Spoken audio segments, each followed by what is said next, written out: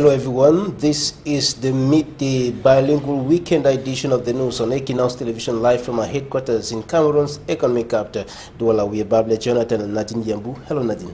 Good day, Babila Jonathan. Mesdames et messieurs, bonjour, merci. Télévision, le gouvernement annonce plutôt l'ouverture du marché de la collecte des ordures au Cameroun. Le secteur a été monopolisé pendant plus de 20 ans. La décision des pouvoirs publics ouvre un nouvel horizon. Cette activité restons maintenant à organiser et à penser au mécanisme de financement de la collecte des ordures. Donald Brice Kamgan et Farel Bounia. Yaoundé et Douala ne sont que les vitrines de l'image poubelle que renvoie le Cameroun. Dans la seule capitale économique, ce sont près de 1500 tonnes d'ordures ménagères qui restent non enlevées sur les quelques 5000 produites par jour. 1995-2017, 22 ans de monopole dans la collecte et le traitement, l'État annonce l'arrivée des concurrents auprès de la seule entreprise en fonction. Dans quel pays on peut trouver une entreprise qui gère les déchets de 5 millions d'âmes pour la ville de Douala, 3 millions d'âmes et demi pour la ville de Yaoundé, quand on sait que rien que les gens qui entrent dans Douala dans le cadre de l'exode rural sont à peu de 10 000 par semaine. Mais ce n'est pas la seule concurrence, la thérapie magique. L'État cumule de costauds impayés auprès de l'actuel prestataire. Les observateurs pensent à des partenariats entre les entreprises et les communes dans le cadre de la décentralisation afin de mieux financer l'activité qui est à la fois lourde et dispendieuse pour l'État. Toutes ces communes, toutes ces collectivités ont le même besoin. Moi, je ne connais pas un maire qui accepte que sa localité soit sale. Parce que c'est la première chose qu'on voit lorsqu'il y a un étranger qui entre dans une ville. Les lumières viennent après, ça vient la nuit. Là, tout le monde voit que, mais dans la journée, lorsque vous avez des poubelles bien rangées, les rues sont tracées et balayées, c'est la première impression qui compte. On se retrouve donc dans quelque chose qu'on n'a aucune capacité financière de mettre en route. Les ordures ménagères, déchets ici, sont des sources de richesse dans plusieurs pays africains. Pour un pays qui a comme l'agriculture, qui a pour l'agriculture l'ossature de son économie qui est l'agriculture, on peut développer l'agriculture bio à partir du compostage qui est un engrais organique. Et je peux vous dire qu'il y a des universités aussi qui ont pu fabriquer, je ne sais pas si on va appeler ça entre guillemets fabriquer, des pesticides biologiques. Ça existe. Donc on peut développer, promouvoir l'agriculture bio à partir du compostage fabriqué à partir de nos propres ordures ménagères. En l'état actuel, ce sont une dizaine de villes camerounaises qui sont couvertes en matière de collecte et de traitement des ordures. Alors que le gouvernement camerounais peine à résoudre l'épineux problème de la collecte et le traitement des ordures ménagères, d'autres pays africains par contre ont développé ce secteur à travers le recyclage des déchets. Éric Maciel Diomo. Le district de Bugesera au Rwanda, situé à 40 km à l'est de la capitale Kigali, ce district regorge la deuxième usine sur le continent africain de recyclage des déchets électroniques et électriques, la première étant située en Afrique du Sud. Alors qu'au Cameroun, aucun traitement particulier n'est réservé à ce type de déchets, pourtant une menace pour l'environnement et la santé humaine, le Rwanda s'est doté de la E-Waste Dismantling Facilities. L'usine installée il y a 6 mois seulement a déjà collecté près de 120 tonnes de déchets électroniques et électriques. Une fois les déchets sur place, ils sont analysés et catégorisés, ceux pouvant être dépannés comme ces écrans, le son, et seront par la scolaire. Pour le reste, l'on procède à une séparation des parties. Celles métalliques sont envoyées d'un côté. Elles sont minutieusement assemblées avant de passer sous le broyeur pour être compactées. Les parties plastiques, quant à elles, prennent une autre direction. Après le passage par plusieurs machines, elles ressortent complètement émiettées. Ces déchets compactés ou émiettés prendront ensuite la direction d'autres entreprises pour leur recyclage. Ça veut dire que nous, en fait, on commence le recyclage. Ça veut dire que nous préparons les matières premières pour les gens qui font le recyclage. Parce qu'on prépare les métaux. Par exemple, on a les métaux, ce qu'on appelle le style. Nous avons une usine ici à côté qui s'appelle Imana Steel. Ce sont des gens qui recyclent le métal. Et nous avons aussi ce qu'on appelle Rwanda Plastic Industries. C'est une usine aussi qui font des palettes en plastique, différents types de plastique. Mais aussi nous sommes en train de nous préparer pour expédier. Parce que les cartes, par exemple, on n'a pas encore les gens qui recyclent les cartes des computers ou bien des téléphones. On n'a pas les gens qui recyclent ça ici. Donc ce qu'on va faire, on va exporter. C'est en 2014 que le gouvernement rwandais a lancé le projet pour l'initiative Green Fund dans le cadre de la stratégie nationale de gestion des déchets électroniques. Ainsi, la e-Waste Dismantling Facilities a coûté au pouvoir de Kigali près de 1,5 million d'euros en termes d'investissement. Encore à la recherche de main-d'œuvre qualifiée, cette structure n'emploie aujourd'hui que 8 personnes, toutes de nationalité rwandaise. Autre actualité dans ce journal, après avoir essuyé les des ordinateurs offerts aux étudiants camerounais, le gouvernement rassure de la bonne qualité de ces machines. Face à la presse hier à Yaoundé, les ministres Issa Chiroma Bakari de la communication et Jacques Famendongo du ministère de l'enseignement supérieur ont cependant relevé des doublons lors du processus de distribution et des étudiants auraient reçu plus d'une machine et des dysfonctionnements ont également été enregistrés. On fait le point avec Gizogo depuis Yaoundé. Une question fait fureur au sujet du don des ordinateurs aux étudiants.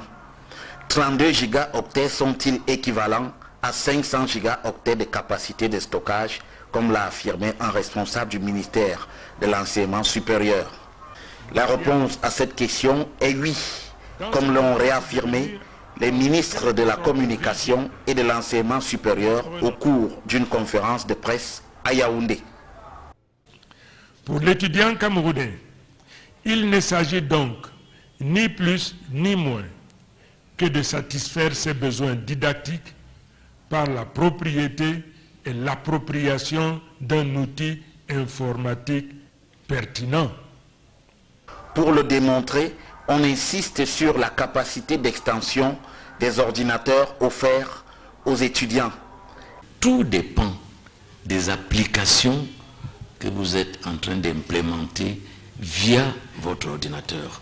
Aux étudiants qui recevront cet ordinateur et qui constateront que les performances ne sont pas adaptées à leurs besoins spécifiques de performance, comme mes étudiants en informatique, je leur dis tout simplement que cet ordinateur est extensible.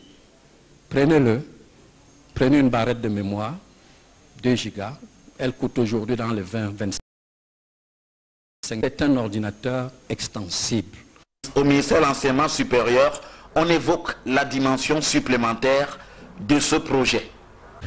En plus des ordinateurs portables, il y aura 9 centres de développement du numérique éducatif qui permettent effectivement de consolider l'arrimage des étudiants à l'espace universitaire numérique planétaire. Face aux critiques qui soulignent qu'on aurait pu implanter une usine au Cameroun pour régler cette question du don des ordinateurs aux étudiants, la réponse est négative. Avec 75 milliards de francs CFA, c'est-à-dire 150 millions d'euros, un quart d'1 milliard de dollars, on peut pouvoir implanter une usine. Cela n'est pas possible, malgré toute la bonne volonté que nous voulons pour donner les emplois à nos enfants. Au total, l'entreprise de justification du don des ordinateurs aux étudiants est en marche, mais en face, des critiques acerbes la mettent à rude épreuve. Dans un tout autre registre, les pouvoirs publics lancent une croisade contre le concubinage observé dans plusieurs ménages. Au Cameroun, une dizaine de couples ont officialisé leur union hier devant le maire. Cette législation du mariage vise à protéger juridiquement la famille et l'enfant. Innocent Abega et Flavien Valondongo.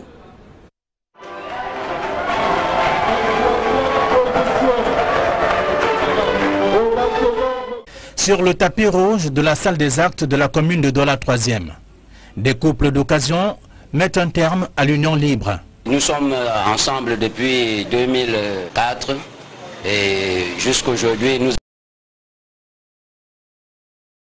avons pour cette fois-ci. Dans une salle pleine de monde, venus des familles différentes, une dizaine de couples régularisent leur situation devant l'officier d'état civil.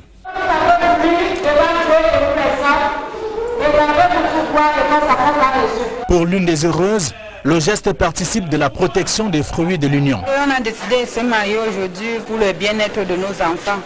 Cette initiative du ministère de la Promotion de la Femme et de la Famille, dont l'objectif est d'unir officiellement des couples qui ont développé le phénomène du viens en reste, entend développer ses marques à Douala 3e. Nous voulons accompagner ces familles et dire également à toutes les personnes qui vivent en union libre ou en situation de concubinage à Douala 3e de régulariser ou de nous accompagner, nous aider à les accompagner. Dans une ambiance de grand jour, les mariés ont manifesté leur joie de manière collective.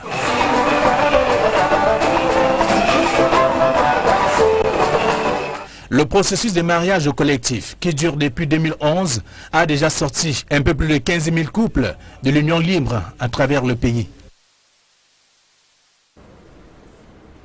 C'est avec ce reportage que nous mettons un thème à la première partie de ce journal. La suite est avec vous, Babila Jonathan.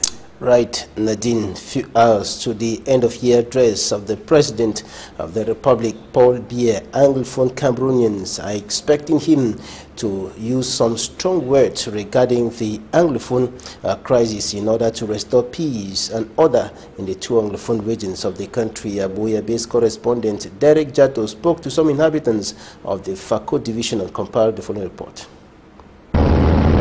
As the nation paused for President Paul Biya's speech come December 31st, 2017, some voices of the Southwest region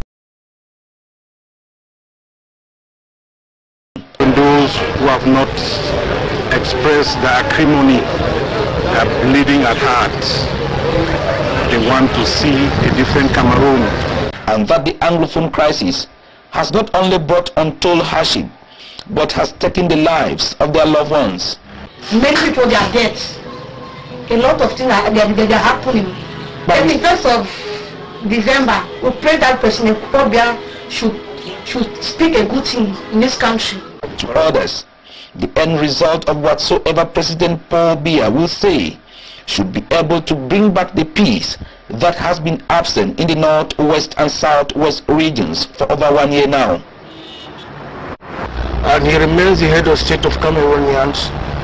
We really advise him that Cameroonians need to smile again and rebuild their confidence in him. And I will strongly advise that he should assure Cameroonians that dialogue will be put on the table and this matter will be resolved for the sake of peace and the happiness of Cameroon. And as President Paul Biya prepares to address the nation, the Southwest people are reminding him that there is economic stagnation. So there's economic stagnation. So many enterprises are crying. We in Chicoyan seriously hit because even our ports were blocked and there were no more ships coming from neighboring countries which the economy of and that they are tired of words and empty endless promises.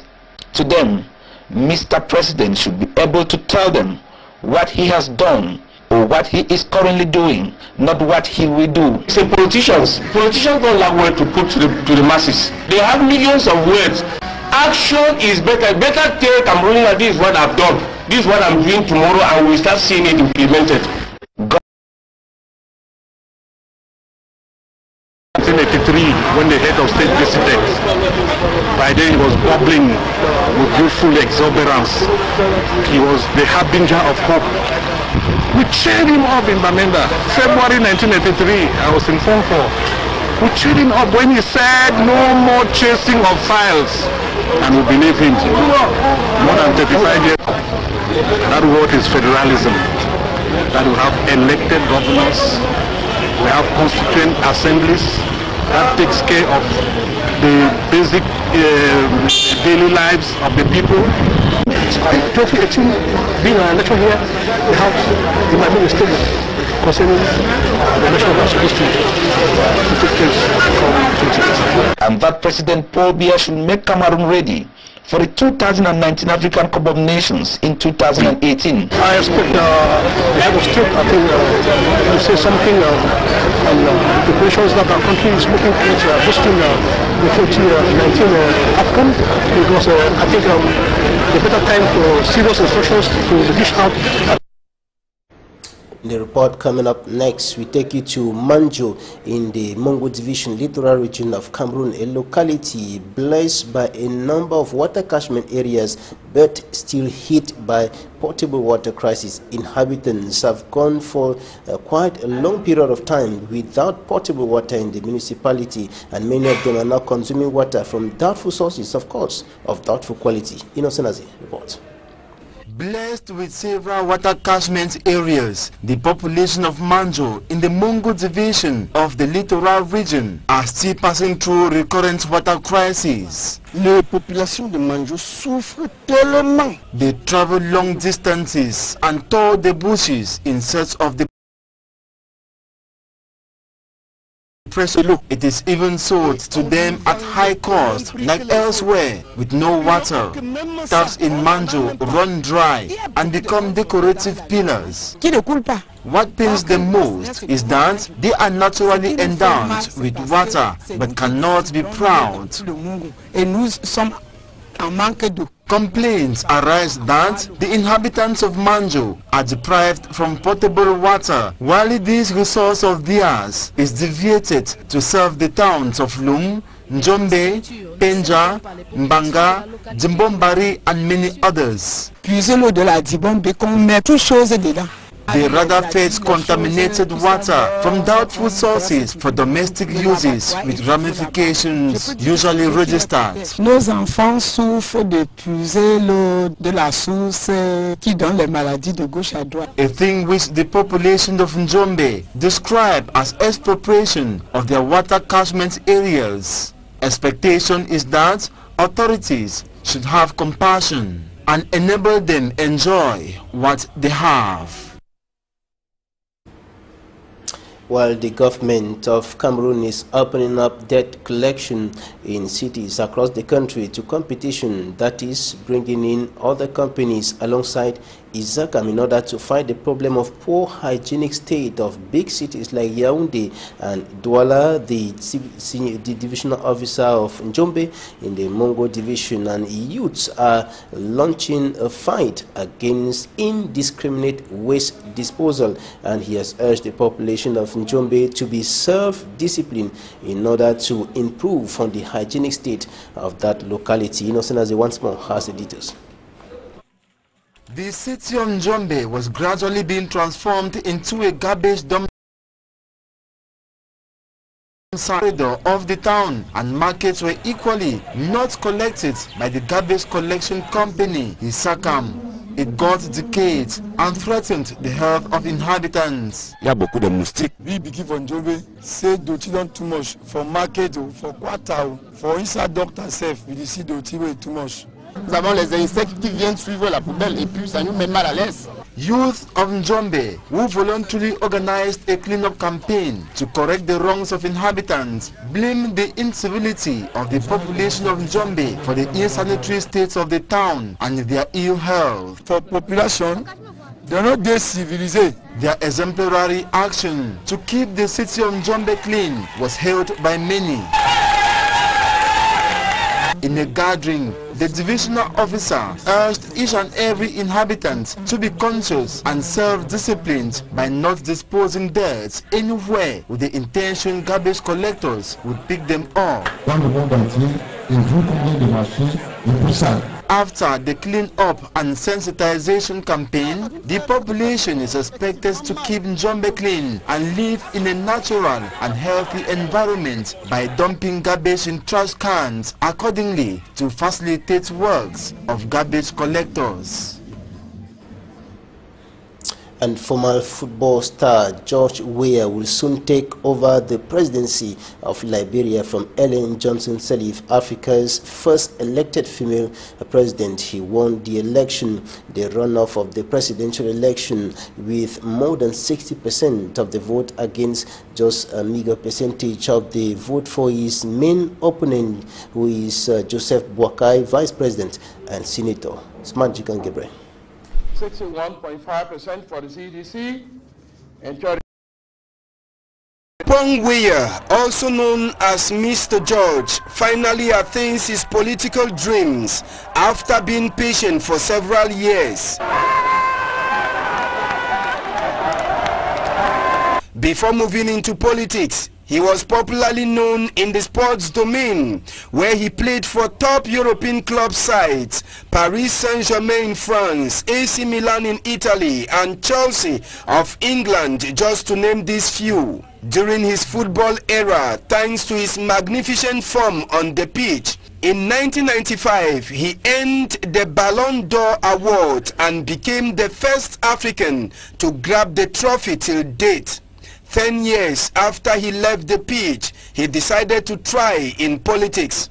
In 2005, he was one of the front runners in the first round presidential elections in Liberia, which he finally lost to Ellen Johnson Sirleaf, first lady to be voted as an African president during the second runoff. In 2011, Mr. George was beaten in the position of Liberia's vice president by Joseph Boakai. With all the disappointments, George Weah never gave up as he traveled to the United States of America, where he obtained a diploma in management. His never-say-die attitude saw him picking up his first mandate to become a senator in 2014. Even though he wasn't around when Liberia was engaged in a civil war between 1989 and 2003 that saw several of his citizens lost their lives, the love that George Weah got from the Liberians enabled him beat the same Joseph Boakai in Liberia's presidency. On everyone's mouth is whether the same success Mr. George got on the pitch will be transferred as he becomes Liberia's president. And that's it for this news edition on Equinox Television. The next newscast will be coming up at 8 p.m. with Mimi Mefo and you, Nadine. Exactement. Babila Jonathan, le prochain rendez-vous, ce sera à 20h et sera en compagnie de Mimi Mefo. Merci pour votre aimable attention et bonne suite des programmes sur Equinox Télévision. Dans un instant, c'est le Pidgin Debate.